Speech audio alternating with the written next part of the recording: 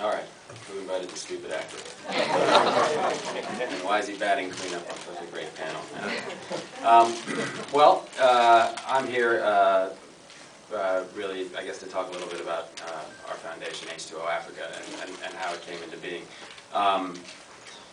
I got interested in issues of extreme poverty. I guess I always have been, but I really started to study it a little bit more a few years ago, and went on some trips to Africa, and through Data, Bono's organization, they basically said if you can find the time and you can pay for the trip, we can organize a really great kind of tour for you, kind of like going back to college. And each day had a different learning focus, everything from microfinance, as you heard, they're talking about water credit.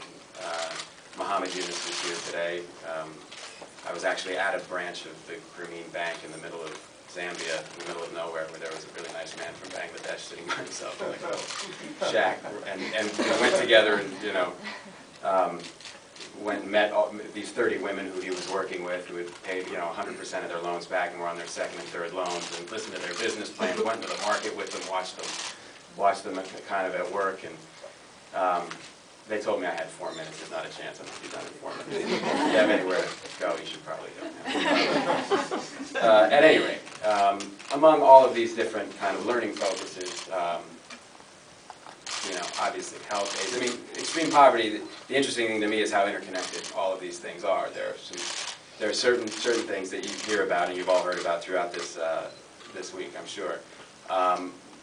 But water, my interest in water really started, I came back from that trip, and it kind of dovetailed with this project my production company was doing. We were doing a documentary on these 3 insane ultra-marathoners who were going to try and run across Africa, and we decided if we were going to follow these guys across the Sahara, this thing was called Running the Sahara, these guys actually did this, that we could actually use it to kind of launch a water initiative and use the production of the movie to actually identify small NGOs along the route that we could partner with and give money to, and we'd know exactly who they were. We'd have transparency and accountability for our meager few $1 million, unlike the $700 billion, which apparently you just give to some guy.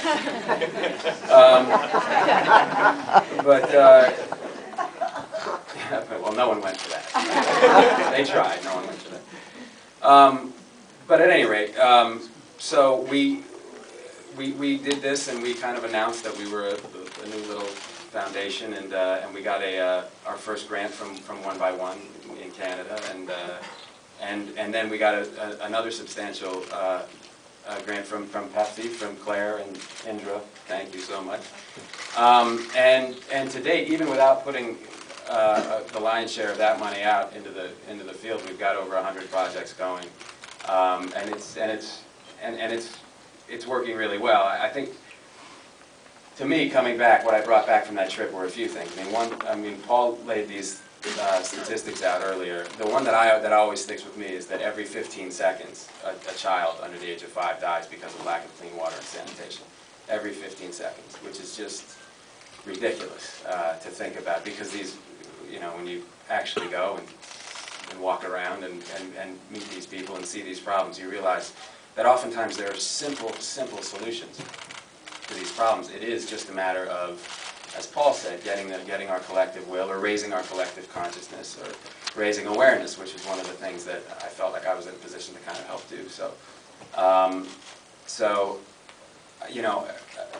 again, I don't feel it's all doom and gloom. I mean, it is. I mean, every 15 seconds is pretty incredible that we're losing children at that rate because they're poor, and that's the only reason they're dying, because they're poor. They're extremely poor, and their lives are built around trying to literally survive to the next day.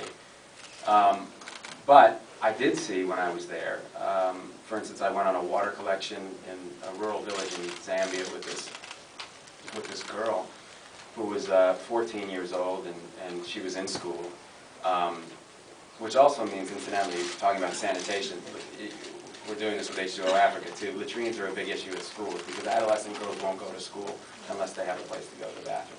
So everything's kind of connected. At any rate, so I go to this, I go on a water collection with this girl who every day she comes home from school and she walks a mile to this bore well, and she gets this water, you know, these 2 big jugs of water, and she carries them back.